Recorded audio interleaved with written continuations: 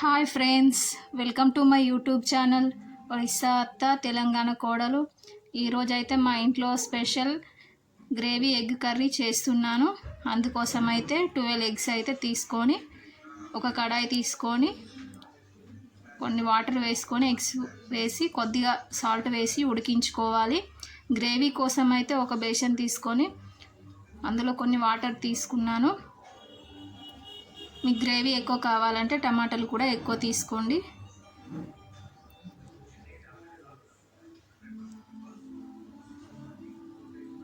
ఒక 20 వరకు అయితే పచ్చిమిర్చి తీసుకున్నాను. దీంట్లో అయితే కారం వేయను, ఈ పచ్చిమిర్చితోటే చేసేస్తాను. 3 పెద్ద సైజు ఉల్లిపాయలను తీసుకున్నాను.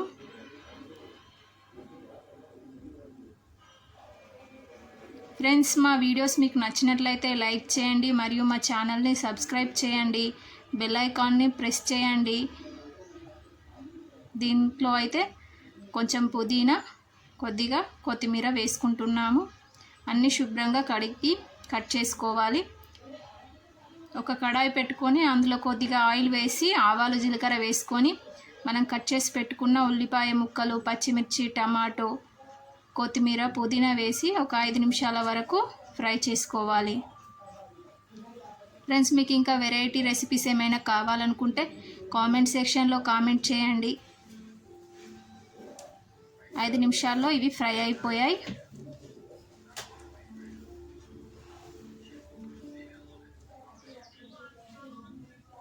రండి, మిక్సీ గిన్నెలో వేసుకొని మిక్సీ చేసుకోవాలి మెత్తని పేస్ట్ లాగా. మొత్తం ఒకేసారి వేసుకోకుండా సగం సగం వేసుకుంటున్నాను. మొత్తం ఒకేసారి వేసుకుంటే పైనకి వెళ్తుంది, అందుకని చూడండి ఇలా మెత్తగా అయితే పేస్ట్ చేసుకోవాలి. మీ ఇంట్లో మీరు ఎప్పుడైనా ఇలా చేశారా? మీరు కూడా ఒకసారి ట్రై చేసి చూడండి, చాలా బాగుంటుంది.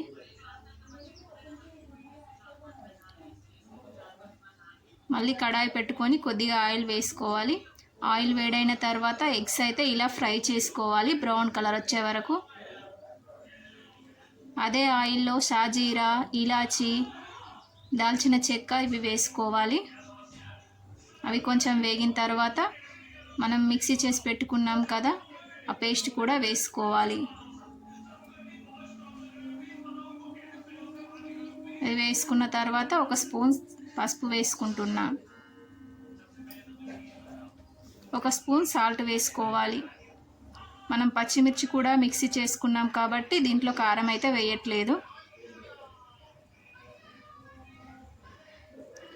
ఒక స్పూన్ గరం మసాలా వేసుకుంటున్నా.